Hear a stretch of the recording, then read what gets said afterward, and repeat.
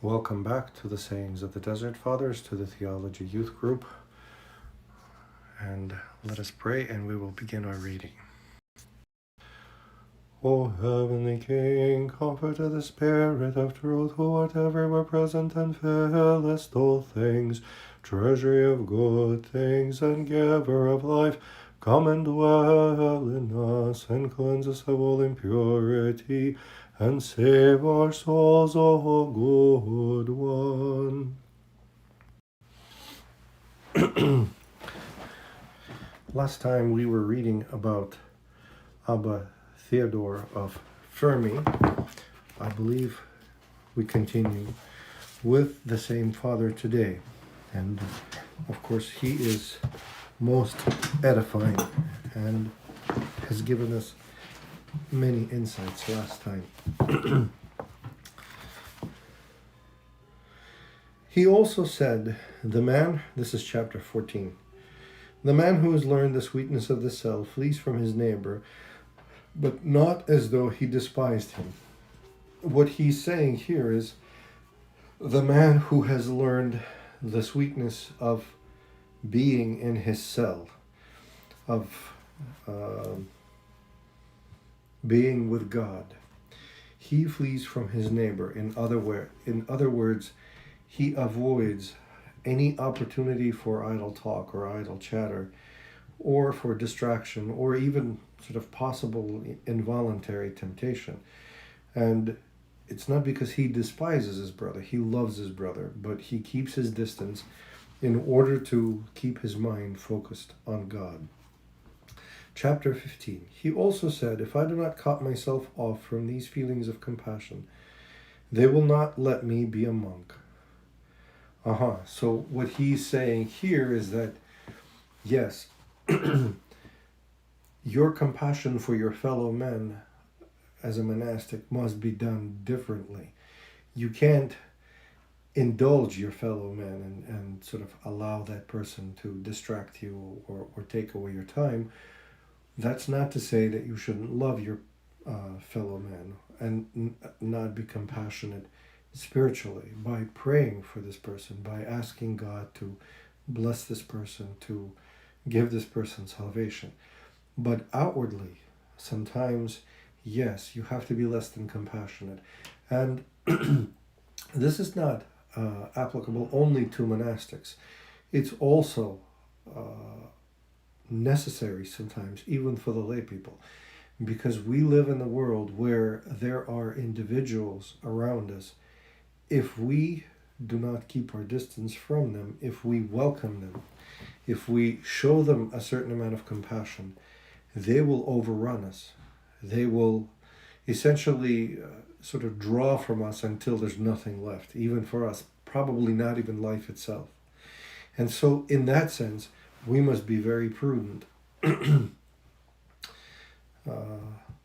The Holy Fathers teach that if you see your brother drowning in quicksand, you should not give him your hand, ever. Instead, you should give him your staff. That way, you could pull the brother out if you're able. But if you're not able, the brother most likely won't let go of the staff. But if you do, at least you will not die. Because if you give him your hand, both of you will die. And a greater evil will happen than the one that happens if the brother dies, if you're not able to save him. In the same way, if we allow the feelings of compassion to outrun our discernment and reason, then we're liable to spend our entire life doing things for other people and not for God, not for the glory of God. And so in that sense, even that has to be discerned properly, because we do remember, the Lord says at the judgment, remember, people will say, we raised the dead, we cast out demons, and we healed the sick in your name. But he will say to those people, depart from me, ye workers of iniquity, I never knew you. What that means is basically we should be focused first and foremost on our salvation, and then, by the grace of God, help our fellow man if you just go out there and you put up a sign and you say, I help people, well, imagine how many people are going to approach you for help. You will not have the necessary resources. You will run out, get frustrated, upset, and end up just destroying yourself and not really helping others. So in that sense, it is very prudent to be reserved sometimes, even in your expression of compassion. Inwardly, you have compassion, you pray, you bless the individual, and you wish this person salvation and all the best help from God. But outwardly, we all have to know when to say enough. Even the Lord himself, he says, when someone asks you to give him a coat, give him your cloak also. If they ask you to go a mile, go an extra mile. He does not say, go 10 miles, carry his things perpetually forever. But there are people out there who, if you walk the extra mile, they will have an extremely difficult time of letting you go afterward, and sort of setting you free. They will try to, plead with you and appeal to your compassion so as to make you walk another extra mile and another extra mile and another extra mile. And in the end, really, if we are doing something for another person, not allowing that person to do that for him or herself, we're depriving the person of the crown that God can give him. And so think of it this way. The helping wheels on a bicycle are appropriate for a child, but when the child gets old enough to ride on two wheels, those are removed. Sometimes our compassion are like those two wheels for a bicycle, and we see adults riding those bicycles. They're not really, little children anymore. They should be taking those wheels off. So in that sense, even good works can actually be detrimental both to the one who does them and to the one for whom or in whose name they're being done. Obviously, God doesn't suffer from it, but we can be easily distracted by it. And thus, it's not surprising sometimes that the saints hid in the desert. They actually made efforts to go away from people so as not to be disturbed, because they knew they had a great work in front of them. They needed to save their own souls. And thus, they attended to that rather than attempt going and saving others while they are not sort of saved themselves. The Lord says, they will say the saying to you, physician, heal thyself. Now, one thing that is also important to know is that not all saints spent their entire lives in seclusion. A good portion at the beginning of their life was spent in obedience to a more experienced monk. So they were definitely not secluded at that time, and they would have done the works of kindness and the works of mercy. Maybe they even helped someone. Then they would go into seclusion, and perhaps for a period of a number of years, they would live without really seeing anyone or speaking to anyone. And then, as you remember, when Saint Seraphim of Sarov spent a certain number of years in seclusion in the Russian forest, the Mother of God appeared to him and told him, Seraphim, the time of your seclusion is over. I want you to receive people and to console them and to guide them. And so this sometimes is also appropriate at an appropriate time.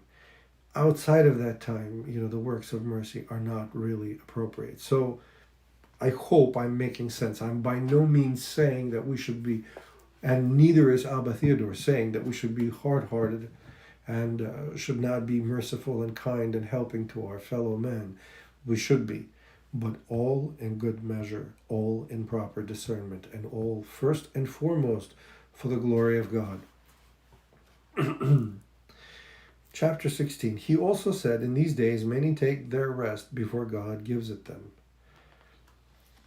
Well, I guess what he's saying is that in his day and age, quite a few people, quite a few Christians and monastics would sort of take their rest even before God gave it to them. Sort of, they would,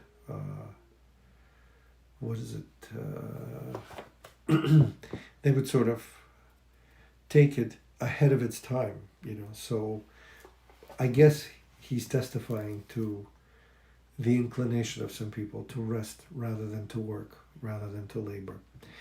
Chapter 17, he also said, do not sleep in a place where there's a woman. Well, I think that goes without saying. It's very, very difficult sometimes for people to resist temptation when the opportunity for sin is present. It's easier for us to behave ourselves when we know that we're observed. I guess there's such a thing.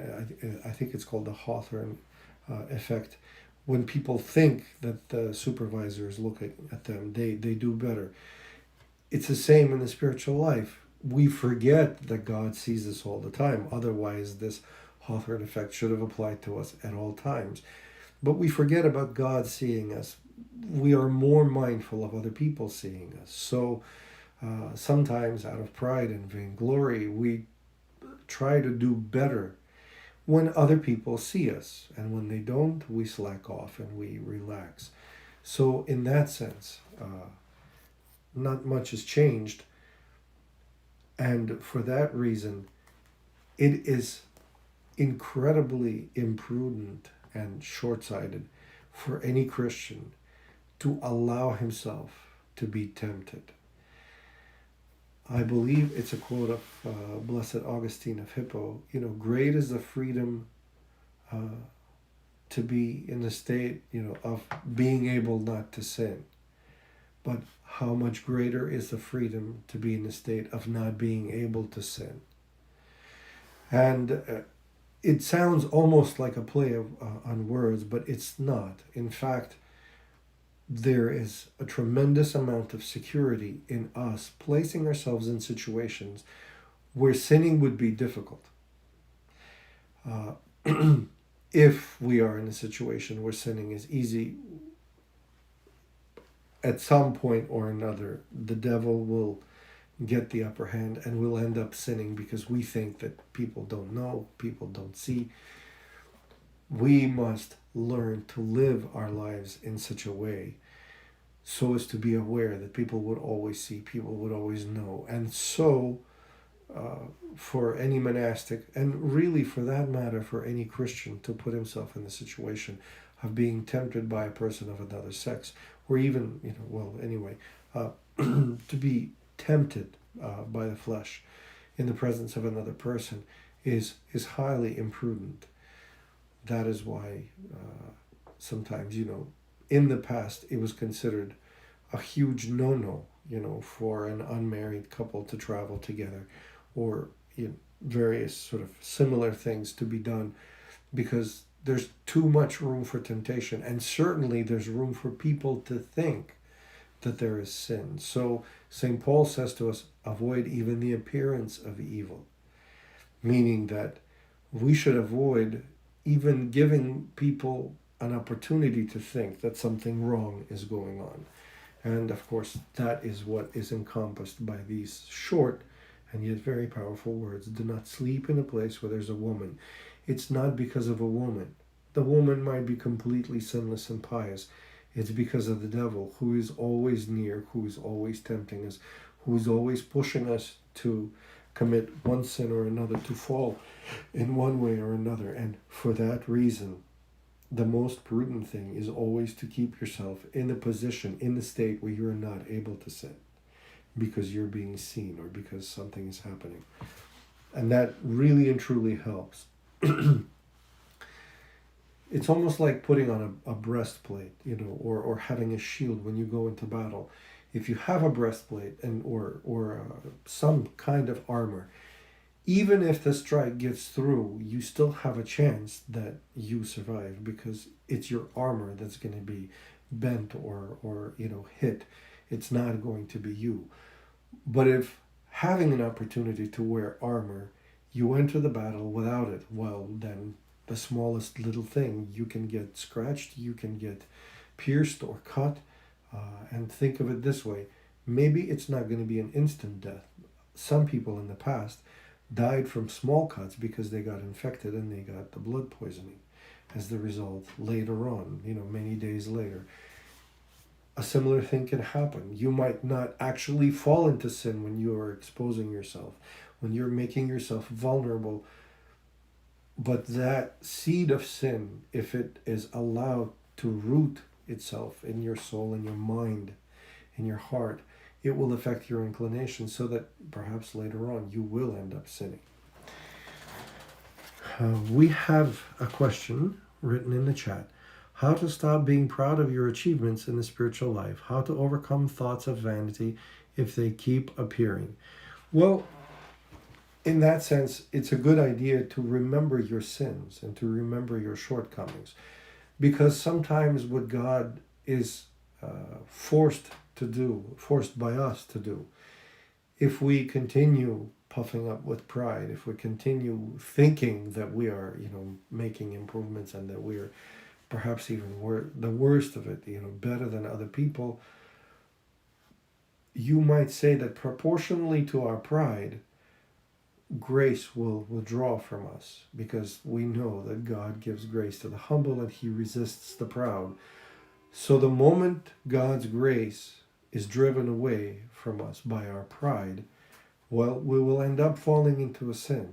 And of course, in some ways, sometimes that is a manifestation of God's love and care for us, is to step back, to allow us to be persecuted by the enemy, to be hard pressed by the enemy, maybe even to fall, so that we realize how frail we are and how much in need of God's grace and God's help we are in order to make progress.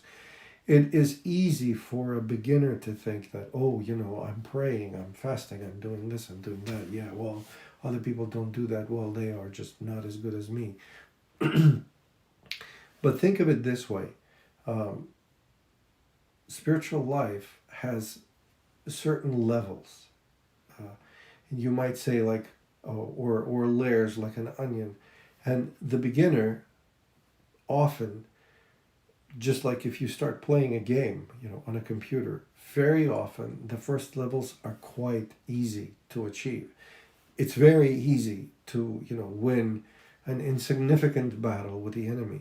And so the person at the beginning starts thinking, oh, I'm great at this. This really is, this is really quite easy. I'm making great progress. This is fantastic. But as we progress and we realize, that there's another level and there's another level, then however proficient we are at our level, we are humbled, thinking that at the next level, we will just be a beginner. And so that is definitely something to remind yourself of.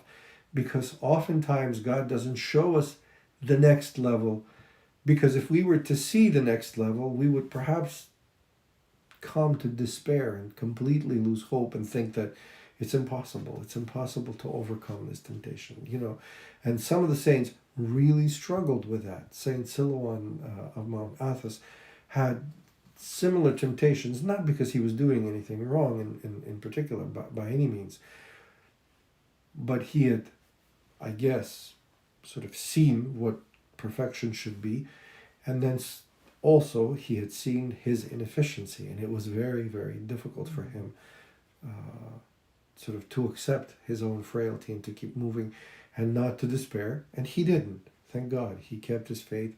And of course, to this day, as a saint, he encourages us. He gives us a great example of how to persevere and to move forward. But by all means, if for just a moment you think that you've succeeded in spiritual life and you've achieved something, St. Paul says, I think, that those who think they have something have nothing. When you think that you have achieved, that you have arrived, that you have done extremely well, focus thoroughly on trying to live by the commandments, and you will see very quickly how short we fall of the glory of God, how short we fall of the gospel commandments, and that we, in fact, even when we think we're doing well, we're still failing. Now, it's not a cause to be despondent. It's not a cause for us to be disillusioned or perhaps to despair. Not at all. But we should definitely keep in mind the fact that there's always the next level. And even the wisest of men, aside from God himself, aside from the Lord Jesus Christ, the wisest of men in history, King Solomon, he says in the Proverbs, do not think that you are strong, because there will always be someone stronger than you. Do not think that you are very wise, because there will always be someone wiser than you. Think about something that has to do, with even the Olympic records. There's a tendency for them always to be broken. And one year, a particular person, gets the gold medal, and everyone in the world celebrates this individual for making this tremendous sports achievement. And yet, 4 years down the road, another person comes and improves upon that result, and is celebrated, and is considered the best. Then in another 4 years, another person comes and does yet better. So in that sense, we should always keep in mind that however good we are, there is always someone ahead of us. There's always someone better. And there is no worse place to be spiritually than the place where you think that you know everything, that you're absolutely right in everything. And if you do not consider yourself as having the ability to fall, if you think that, you're pretty much impenetrable to temptation, well, what a surprise you will find in store ahead of yourself. So in that sense, of course, we must be very prudent and very careful. Chapter 18. A brother said to Abba Theodore, I wish to fulfill the commandments. The old man told him that Abba Theonas had said to him, I want to fill my spirit with God. Taking some flour to the bakery, he had made loaves, which he gave to the poor who asked him for them. Others asked for more, and he gave them the baskets, then the cloak he was wearing, and he came back to himself with his loins girded with his cape. Afterwards he took himself to task, telling himself that he had still not fulfilled the commandments of God. So when he had given everything, except for his undergarments, he still said to himself, well, I haven't fulfilled all the commandments. So that tells you something, and that also shows you that, yes, in a particular case, he was definitely merciful. He was willing to give alms and everything. He wasn't speaking against that. He was only speaking of being discerning. But in this case, when you wish to fulfill the commandments, you will see that they're, what is the words in Psalm 118? It says that, that commandments is exceedingly wide, which seems to denote the fact that whenever you think that you've done everything, there's still more that you could have done. And so that should help us stay humble.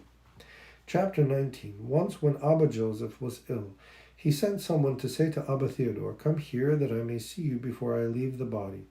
It was the middle of the week, and he did not go, but sent to say to him, if you wait until Saturday, I shall come, but if you depart, we shall see one another in the world to come. So you see what was happening is one sent for him to come and bid the last farewell, and the other said, well, I can't come until Saturday, but if I don't come until Saturday, and if you leave before that, before I come, I'll see you in the life to come.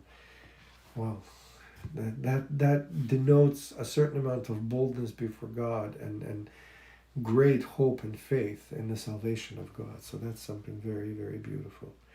Chapter 20. A brother said to Abba Theodore, speak a word to me, for I am perishing. And sorrowfully he said to him, I am myself in danger, so what can I say to you? Now, here is a man that has profound humility. The brother tells him, please give me an instruction because I'm perishing. And Abba Theodore, as his instruction says, I myself am perishing. I also am perishing, or in danger. What can I say to you? So he wasn't saying, oh, well, you've sinned, you've done this, you've done that, you should have done that, you should have done the other thing. He considered first and foremost that perhaps maybe embarking on, sort of brazen teaching the brother of how to live, he would actually be in grave danger himself. So here we see tremendous amount of discernment and love. Chapter 21. A brother came to see Abba Theodore to learn weaving from him. He took a rope with him. The old man said to him, go and come back early tomorrow. Getting up, the old man steeped the rope, and prepared what was necessary, saying, "Work in such and such a way." And he left him. Then he went back to his cell and sat down. When the time came, he gave the brother something to eat and sent him away. The brother returned in the small hours, and the old man said to him, "Pick up your rope and take it away, for you have come to cast me into temptation and trouble." So he did not let him come in any more. So basically, we are not told whether the brother had any intention of causing temptation to Abba Theodore, but the very fact that perhaps maybe he came too much, or there was no need for him to return after he was taught already. So that's why Abba Theodore responded in the way that he did. Chapter 22. Abba Theodore's disciple said, "Someone came today to sell some onions, and he filled a basin with them for me." The old man said, "Fill one with wheat and give it to him." There were 2 heaps of wheat, one of good wheat, the other of unsorted wheat. I filled him a basin of the unsorted wheat. Then the old man looked at me with anger and sorrow, and from fear I fell down on the ground and broke the basin. When I made a prostration before him, the old man said, "Get up, it is not your fault but mine, because of what I said to you." Then he went and filled his lap with good wheat and gave it to the tradesman with the onions. Well,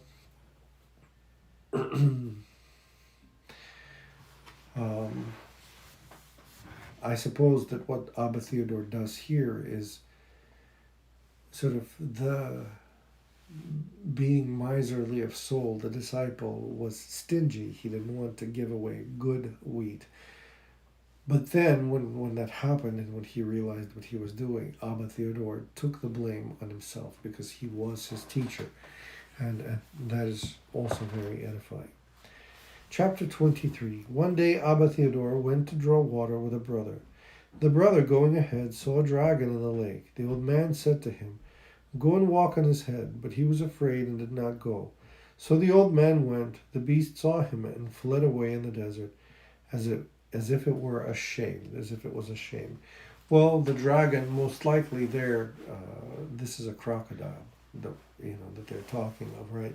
And so he told him to step on the crocodile's head, but the disciple was afraid, and so Abba Theodore himself got near him and it ran away.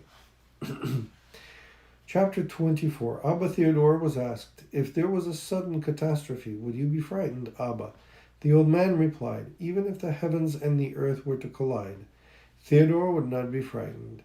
He had prayed to God to take away from him, to take fear away from him, and it was because of this that he was questioned. So, fear of worldly calamities, not the fear of God, obviously, that not the fear of falling away from God, but just the fear of things happening in the world. That fear was taken away from him. He was quite fearless.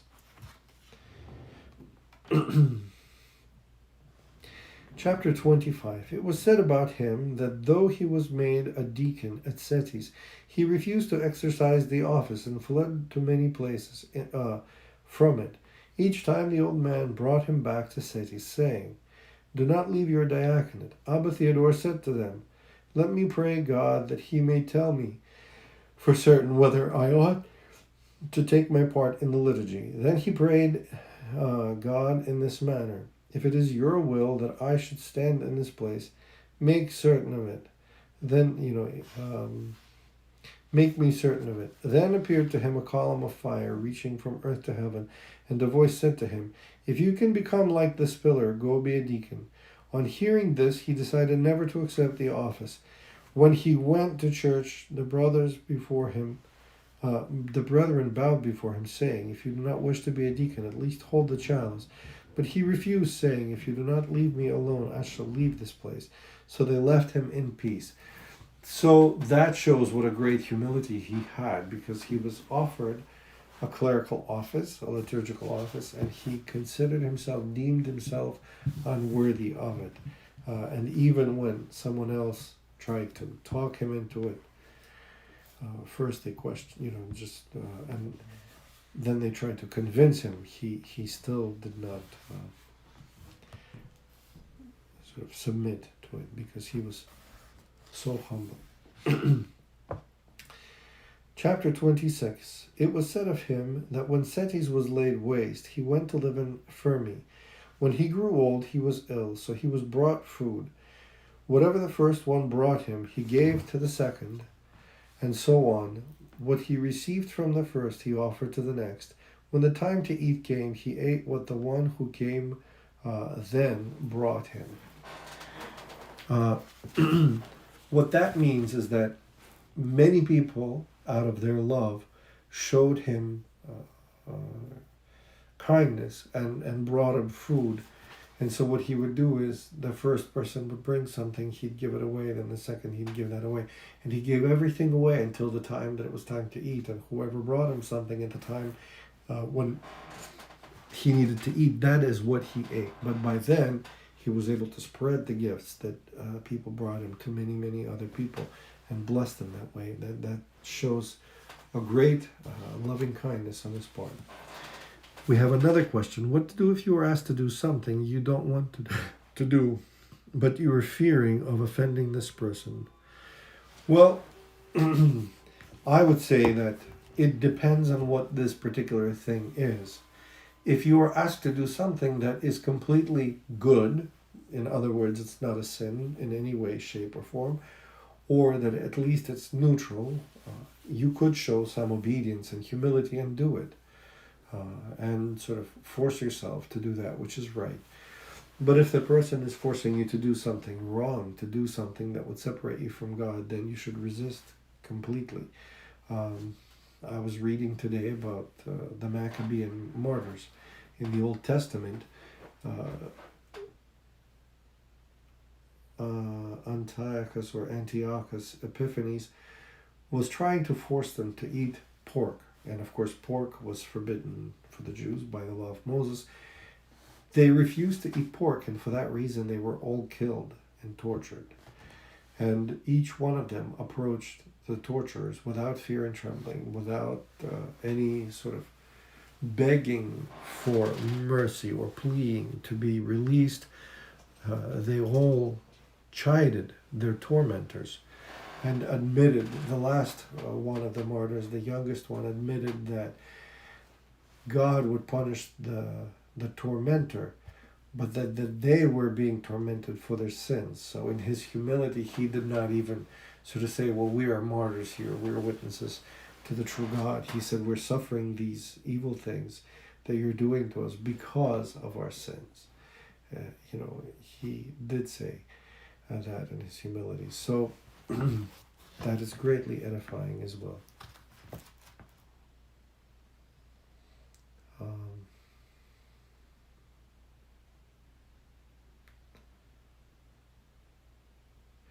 Where was I?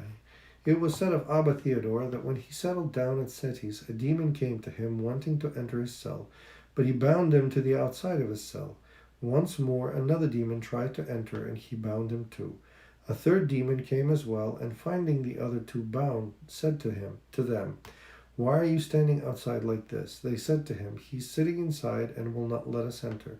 So the demon tried to enter by force. The old man bound him too. Fearing the prayers of the old man, they begged him, saying, "Let us go." And the old man said to them, "Go away." Then they went off covered with confusion. Now, this is quite beautiful because it shows us that the enemy has no power, has no control over the one who sincerely and earnestly serves God and can't enter into someone's dwelling and especially into somebody's body or heart or mind by force. The evil spirits usually come in by cunning and by us agreeing to do some of their sort of tempting suggestions. When we refuse, when we are diligent, when we pray, they are obviously thwarted and are frightened. So, for that matter, we see how Abba Theodore beautifully refuted them just by praying. He didn't enter into dialogue with them. That is very important. You notice that it says he just bound them, meaning that he commanded them to stand still, just to be still, not to and only after he dismissed them were they able to leave. So you would say that he bound them to one place, not by arguing with them, not by pronouncing anything, but just because he was obedient to God, because he was praying to God. God granted him this great power to bind evil spirits. Chapter 28. One of the fathers told this about Abba Theodore of Fermi. One evening I came to him and found him wearing a torn habit, his chest bare and his cowl hanging in front of it. Now it happened that a great man came to see him. When he had knocked, the old man went to open the door, and having met him, sat down at the door to talk with him. Then I took one side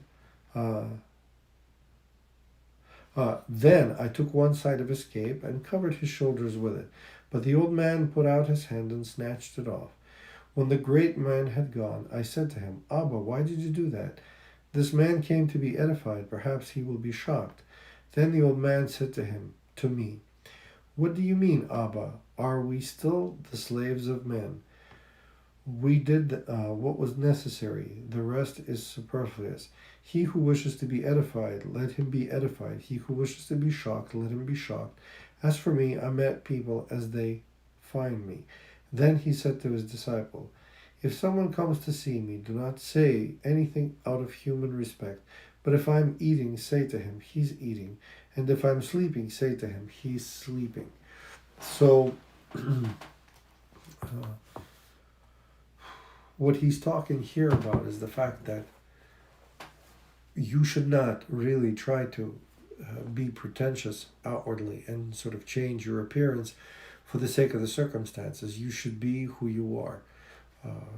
Whether you're praying or you're reading or you're just contemplating or resting, and you should show yourself to people that way. You should not attempt to show yourself as something else, because that would be deceitful and that would be a lie. Chapter 29. 3 thieves came to him one day, and while the first 2 held him, the third took away his property. When he had taken the books, he wanted to take the habit as well. So he said to them, leave that. But they did not agree. So fighting with his hands, he pushed them both away. Seeing this, they were frightened. Then the old man said to them, do not fear. Divide these things into 4 parts. Take 3 and leave me 1. So they did this, and in his part he got the habit, which he used for the synaxis, which basically it means this habit that he had, the piece of clothing he would wear to the gathering of the other monks, and that is why he really wanted to keep it. So he found a way and said, okay, divide everything into 4 parts and give me the 1 part, and then you go. You might say that he almost sort of joined their ranks in order to be able to keep the habit. Not that he committed anything else, but he allowed to be shared equally with them. And of course that too is a great matter of humility, because he could have said, it's all mine, what are you doing, you shouldn't be taking it. And yet he was able to part with at least 3/4 of it without any quarrel. Theodore of Eleutheropolis, he'll be later. Right now there's Theodore of Enaton or Inaton. I'm not sure exactly how to pronounce it. It's probably an Egyptian name. Theodore of Enaton, which say that, so it's Enaton, was a companion of Abba Or, that's O-R, and a disciple of Abba Amun, A-M-O-U-N. He went to Enaton in 308, a monastery 9 miles west of Alexandria, so that's in Egypt. By the end of the 4th century, it was the leading monastery in Egypt under its vigorous abbot Longinus. Theodore was still alive in 364. Chapter 1. There are only 3 chapters for this father. Abba Theodore of Enaton said, when I was young, I lived in the desert. One day I went to the bakery to make 2 loaves, and there I found a brother also wanting to make bread, but there was no one to help him. So I put mine on one side and lent him a hand. When the work was done, another brother came, and again I lent him a hand in cooking his food. Then a third came, and I did the same, and similarly, one after the other. I baked for each of those who came. I made 6 batches. Later, I made my own 2 loaves, since no one else came. It seems like a very casual and simple matter, but what this Abba Theodore is saying of Eneton is that he set aside his own need, sort of the making of bread for himself, until he helped all the brothers that came and needed help. And of course, we see great selflessness in this, and that he was able to serve his brothers as if they were Christ himself before him. And I'm sure he earned a great blessing from God for doing this. Chapter 2. It was said of Abba Theodore and Abba Lucius of Eneton that they spent 50 years mocking their temptations by saying, "After this winter we will leave here." When the summer came, they said, "After this summer we will go away from here." They passed all their lives in this way, these fathers whose memory we should always preserve. Now, what does that mean? It's basically saying it would have been very difficult for them to say, "We will never go anywhere from here. We will not leave." Because, there's a certain finality in that. And when you say that, you're prompting the enemy to fight you stronger in terms of, forcing you to maybe reconsider leaving. But when they said, well, come next season, we will leave then. Come next season, we will leave then. They were able to put away the enemy perpetually, to mock his plans for their, salvation. And sort of to postpone having the burden of fighting the temptation of saying, we want to leave this place. No, we should stay here. They would simply say, okay, we'll leave, but not now, later on. And when that later on came along, they would say the same thing again. Yeah, well, not now, later on. And so this is the one case of, you might say, blessed procrastination. The spiritually edifying procrastination, spiritually fruit-bearing procrastination. But only in this sense. They procrastinated to abandon the place where they were saving their souls. So if we procrastinate to sin, that's a good thing. If we procrastinate to do good, that's a bad thing. Chapter 2. It was said of Abba Theodore and Abba Lucius. I just read that. Chapter 3. Abba Theodore of Eneton said, "If God reproaches us for carelessness in our prayers and infidelities in our psalmody, we cannot be saved." So what he's basically saying, if we are expected to pray flawlessly without a single distraction, without a single mistake, and to read the Psalms in the same way and other spiritual hymns, then no one can be saved. Because we all make mistakes. Sooner or later, eventually, you will find that as you're praying, you get distracted and you make, however small, but we make mistakes. So Abba Theodore of Eneton is saying this to all of us to encourage us so that we would not give up praying, so that we would not give up reading Psalms and singing Psalms, but we would persevere with God's help. Abba Theodore of Setis. Abba Theodore of Setis said, "A thought comes to me which troubles me and does not leave me free. But not being able to lead me to act, it simply stops me progressing in virtue. But a vigilant man who cut it off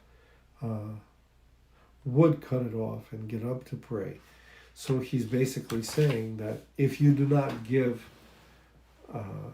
any movement to the sinful thought, then it can't sort of force you to sin. And maybe there's even sort of some redemption there, that if you're not doing what the thought is saying, that you're okay. There's a similar saying in the Desert Fathers, maybe not in this book, I'm not sure, where a young monk is asking his elder what to do about a persisting thought. And so the elder says to him, "My son, if you put a snake in a jar and you seal the top, you sort of close it tight, what's going to happen?" And he says, "Well, the serpent will suffocate and die." And so the elder says to him, "So will your evil thought also suffocate and die if you do not act upon it. No one can guarantee, no one can ensure that the enemy will not attack him with evil thoughts. That's bound to happen. That is how we are tested. That is how we are proven. However, it's up to all of us to resist. It's up to all of us to pray. It's up to all of us to be wise and diligent. So we should really make efforts to prove ourselves faithful to God in temptations. So we've been reading this wonderful book, The Sayings of the Desert Fathers. Please forgive me. I'm a little bit tired and lacking sleep. If I got tongue-tied at some point, I hope you bear with me and have mercy on me. Do not judge me harshly. You see, perhaps maybe what was said about, sort of perfect prayer and somebody already applied to me today in some of the reading. God bless all of you. God willing, we will continue next week. Please pray for me, a sinner, and all the best. Goodbye.